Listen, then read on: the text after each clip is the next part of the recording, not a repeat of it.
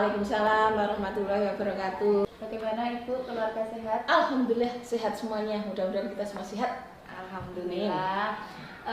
Ibu, mohon maaf hari ini saya ada tugas dari guru penggerak tentang wawancara pemimpin dalam pengambilan keputusan.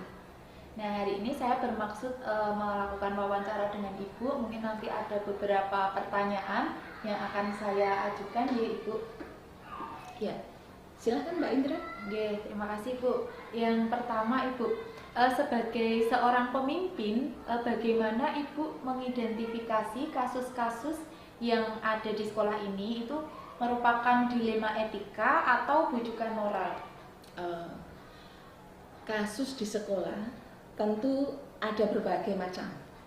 Ya, ada yang kasus antara yang benar dengan yang benar, ada yang benar dengan ada yang salah. Nah, itulah tentang kasus etika dan moral.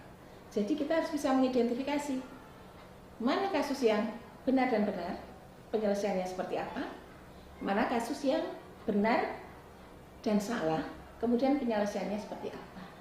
Lalu bagaimana Ibu menjalankan pengambilan keputusan di sekolah ini, terutama untuk kasus-kasus di mana ada kepentingan yang sama-sama benar atau mengandung nilai kebajikan? Begini, semua kasus itu harus diawali dengan mengidentifikasi. Mengidentifikasi kasus tentang pertimbangannya ya, dari segi moral, segi etikanya juga. Kemudian aturan-aturan. Ya, kemudian segi dari siapa yang terlibat dalam kasus itu, efeknya apa, kemudian nanti adakah langkah-langkah yang lain, misalnya alternatif yang lain untuk pengambilan keputusan. Kemudian finalnya nanti pengambilan keputusan itu harus bisa mengakomodir semuanya. Ya. Lalu selama ini prosedurnya itu seperti apa Bu? Selama ini ya, jelas tadi saya sampaikan ya, kalau secara teori ya, teori itu bisa dilaksanakan, bisa tidak. Tapi sebenarnya ini kondisional, tergantung dari jenis kasusnya. Ya, tapi paling tidak langkah pertama adalah mengidentifikasi kasus, itu wajib. Ya, kemudian setelah teridentifikasi, siapakah yang terlibat? Apa saja ya, apa saja kasus itu, apakah bisa segera diselesaikan atau harus perlu keterlibatan orang lain dalam menyelesaikan kasus. Ya, itu tentu saja berbeda-beda dari segi kasusnya. Jadi identifikasi kasus, kemudian untuk itu kepala sekolah harus mengetahui alternatif apa saja yang perlu dilakukan. Ya, alternatif ini penting untuk memutuskan suatu kasus atau permasalahan, sehingga nantinya diharapkan ada keputusan yang tepat. Seperti itu. Ternyata untuk mengambil keputusan itu butuh langkah-langkah seperti itu ya Bu. Ya. Agar kita bisa menemukan keputusan yang bijaksana. Betul, betul. Lalu yang selama ini dianggap efektif dalam pengambilan keputusan itu yang seperti apa Bu? Ketika bagaimana keputusan ini dianggap efektif dalam menyelesaikan permasalahan dilema etika? Efektif di sini berkaitan dengan tepat sasaran dalam pengambilan keputusan Bu Indra. Sehingga kasus yang selama ini yang terjadi, misalnya yang sudah kami alami ya di sekolah ya, itu berkaitan mungkin ya masalah kepegawaian, masalah guru atau karyawan seperti itu. Nah, pertimbangannya apa? Mungkin bisa pertimbangannya ada kaitannya mungkin masalah kemanfaatan untuk semuanya. Ya. Kemudian juga rasa keadilan. Keadilan baik siapa? Baik yang bersangkutan atau pihak sekolah. Nah, dalam kasus ini supaya efektif maka perlu adanya musyawarah. Sehingga musyawarah itu sangat penting. Lalu selama ini yang menjadi tantangan dalam pengambilan keputusan terutama yang berhubungan dilema etika itu seperti apa, Bu? Dilema etika menurut saya pribadi itu tantangannya adalah perasaan diri saya pribadi. Jadi ada keterlibatan emosional dari dalam, ada rasa iba, kasihan kepada seseorang yang mempunyai kasus. Lalu untuk penyelesaian masalah ini tuh apakah ada tata kala atau jadwalnya begitu, Bu, atau langsung diselesaikan di tempat? Ya. Kalau pertanyaannya seperti itu, saya jawab kondisional. Oh, kondisional. Tergantung permasalahan. Kalau memang permasalahan harus segera diselesaikan saat itu juga, maka akan segera dilaksanakan keputusan saat itu juga. Tetapi kalau ada permasalahan yang mungkin lebih rumit, lebih renik dan melibatkan berbagai elemen, ya, itu perlu adanya waktu khusus. Mungkin juga perlu adanya kolaborasi tadi, ya, pihak-pihak yang expert terhadap permasalahan ini. Lalu apakah selama ini ada faktor-faktor yang mempermudah atau membantu Ibu dalam pengambilan keputusan terutama yang kasus-kasus dilema etika gitu, Bu? Banyak sekali yang membantu dalam membuat keputusan ya berkaitan dengan dilema etika, dilema moral itu adalah teman-teman kami. Baik itu guru, bisa juga karyawan, pengawas sekolah, sesama kepala sekolah, pengurus komite sekolah atau yang lainnya yang saya anggap expert di bidang yang ada dalam kasus seperti itu. Lalu dari semua, mungkin kan Ibu ini sudah jadi kepala sekolah sudah cukup lama ya, Bu? Sudah lama, sejak 2009. Dari, kan pasti permasalahannya itu beragam, Bu. Mungkin ada tidak, Bu, sesuatu yang bisa kita ambil gitu dari berbagai masalah yang sudah dihadapi selama ini? Begini, menurut pengalaman, karena keberagaman permasalahan yang selama ini saya menjadi kepala sekolah kan 14 tahun lebih. Udah lama ya. Jadi dengan adanya pengalaman ini bisa memperkaya saya pribadi. Seandainya menemukan permasalahan, oh nanti keputusannya ada seperti ini, nanti seperti ini. Ini pengalaman bisa kita gunakan sebagai ilmu untuk memecahkan masalah. Seperti itu, Bu Indra. Baik Ibu, terima kasih sekali sudah mengikuti sesi wawancara hari ini. Ternyata banyak hal yang bisa saya dapatkan dari Ibu. Ternyata mengambil keputusan itu tidak semata-mata langsung diambil keputusan, tapi harus diikuti dengan langkah-langkah terlebih dahulu. Kalau perlu kita harus musyawarah dahulu ya Bu, harus berkolaborasi. Kalau memang kita tidak mampu harus melibatkan yang lebih ahli. Dan ketika mengambil keputusan terutama yang berhubungan dengan dilema etika itu ternyata melibatkan emosi yang luar biasa seperti itu ya Ibu. Dan satu Bu Indra yang terpenting, saat membuat keputusan itu kita harus jernih dalam pemikiran. Oh iya. Tidak boleh emosional supaya keputusan itu tepat dilakukan. Itu yang terpenting Bu Indra. Mungkin harus dengan kepala dingin gitu ya. Dingin. Terima kasih Bu Rini atas waktunya, semoga Ibu sehat-sehat terus. Amin. Itu yang paling kita harapkan, semoga nanti segala sesuatu diberi kelancaran Ibu. Mohon izin saya akhiri untuk sesi wawancara hari ini. Wassalamualaikum warahmatullahi wabarakatuh. Waalaikumsalam warahmatullahi wabarakatuh. Assalamualaikum warahmatullahi wabarakatuh. Waalaikumsalam warahmatullahi wabarakatuh. Selamat pagi Bu Prapti. Selamat pagi juga Bu Indra. Bagaimana kabarnya Bu Prapti? Alhamdulillah, pokoknya yang utama adalah sehat. Iya, alhamdulillah yang paling disyukuri itu ya Bu. Hari ini saya mohon maaf Ibu ini minta waktu sebentar untuk melakukan wawancara tentang pengambilan keputusan yang dilakukan oleh seorang pemimpin. Iya. Nanti saya akan mengajukan beberapa pertanyaan dari Ibu. Ya, nanti kalau bisa saya jawab gitu ya. Yang pertama, selama ini Ibu sebagai kepala sekolah itu mengidentifikasi kasus-kasus yang merupakan dilema etika atau bujukan moral itu seperti apa, Ibu? Yes. Gini Bu Indra, sebenarnya kasus-kasus yang ada itu secara spesifik itu kami tidak mengidentifikasi, oh ini bujukan moral, oh ini dilema etika, tetapi kita setelah ada kasus itu baru kita bisa oh ini tergolong ke bujukan moral, oh ini tergolong ke dilema etika. Itu sangat kelihatan ketika kita mau mengambil suatu keputusan, karena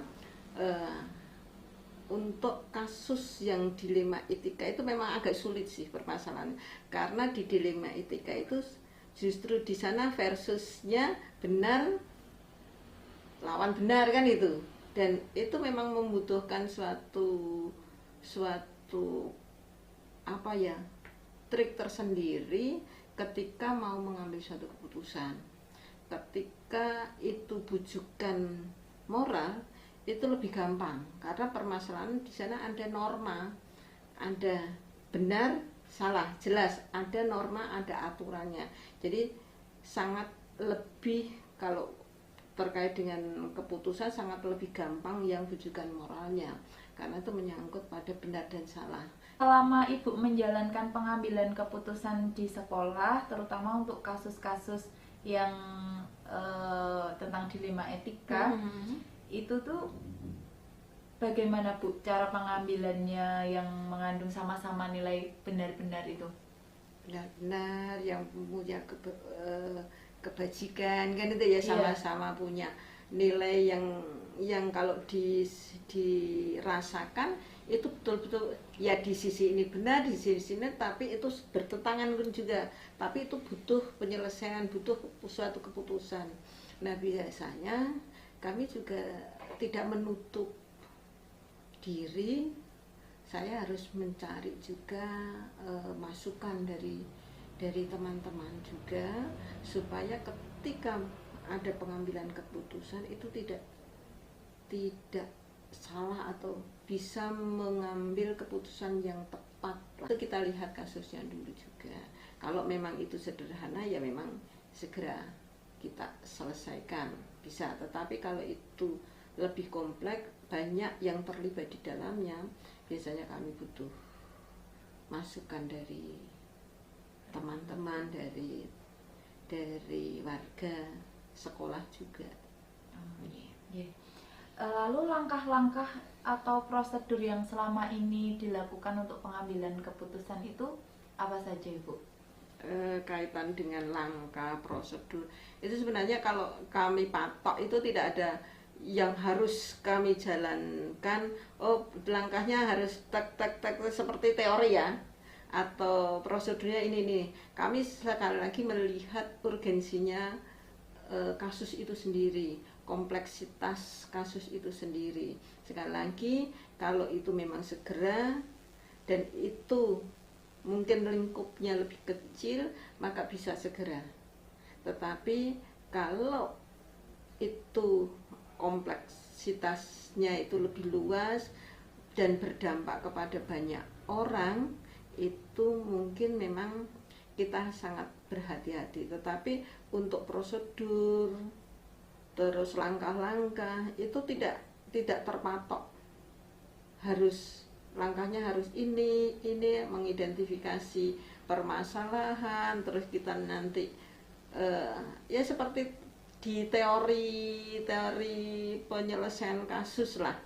Berarti untuk penyelesaian masalah itu juga kondisional nih Bu, tidak ada? Sangat kondisional sesuai dengan permasalahan itu sendiri. Iya, tidak perlu tata kala, waktu. Kadang ada yang memang permasalahan itu segera. Ya saya matur urgensinya itu segera diselesaikan. Tapi kalau itu melibatkan banyak orang, banyak yang terlibat, maka kita harus duduk bersama. Selama ini tuh menurut Ibu hal-hal yang Ibu anggap efektif dalam pengambilan keputusan itu yang seperti apa, Ibu? Gini, kalau itu itu menyangkut permasalahan atau kasus yang memang berdampak pada banyak atau melibatkan banyak orang, kita duduk bersama dalam satu warga, dalam satu komunitas itu, kita ajak musyawarah, ya. Kita ajak memberikan suatu pendapat, kita bermusyawarah untuk menghasilkan suatu kesepakatan, karena ketika keputusan itu diambil dalam satu kesepakatan, maka semuanya akan bertanggung jawab atas keputusan yang diambil itu. Berarti yang efektif ini ketika melewati musyawarah begitu nih Ibu? Betul, ya.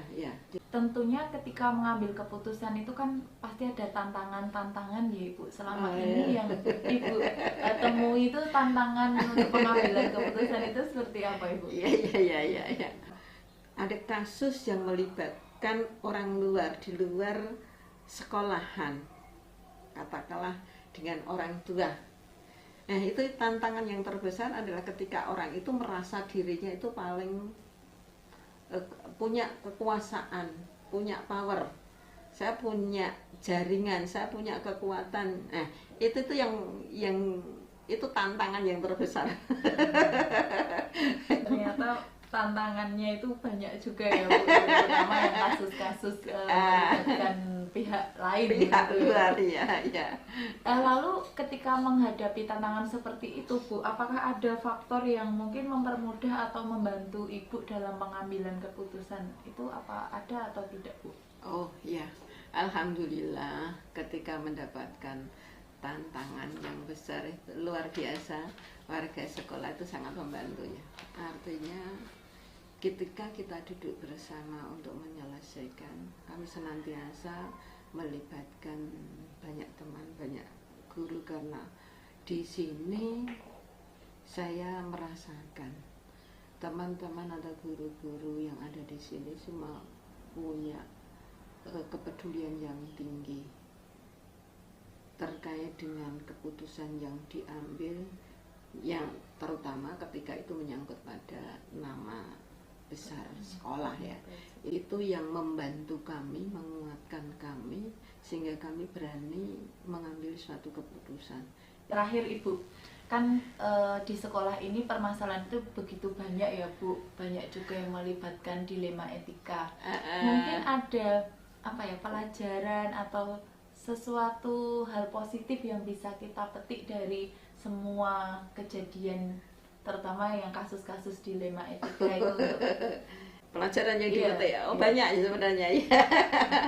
Satu yang jelas, ketika menghadapi permasalahan dan kami melibatkan warga sekolah, ternyata pendapat dari saya harus menghargai keberagaman pendapat itu. Ya. Itu pelajaran yang pertama adalah saya harus menghargai keberagaman. Yang kedua, jelas kita dituntut harus bersabar. tambah belajar untuk lebih bersabar lagi. Yang ketiga adalah manfaatnya adalah kita harus tetap punya prinsip. Biarpun kita mau mendengarkan, minta pendapat dari berbagai pihak, tapi kita harus punya prinsip. Kita harus bisa mendengarkan dengan dua telinga kita. Kita harus mengedepankan nurani kita juga ketika itu berhubungan dengan dilema etika. Terakhir yaitu kita siap untuk menerima risiko itu. Apa yang kita putuskan bersama.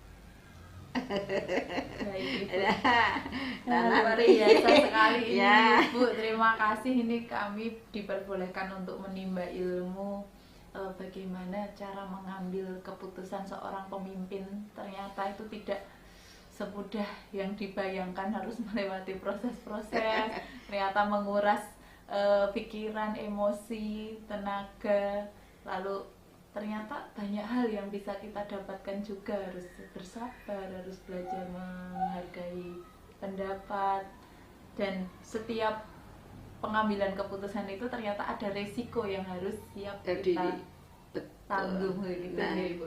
nah ini mudah-mudahan nanti Bu Indra sebagai guru penggerak menjadi pionir yang bisa menggerakkan semua pihak, khususnya menggerakkan diri sendiri dan menggerakkan komunitas teman-teman yang ada di sekitarnya. Amin. Untuk kemajuan sekolah Amin. dan Terima dunia kasih. pendidikan pada umumnya. Terima kasih Ibu.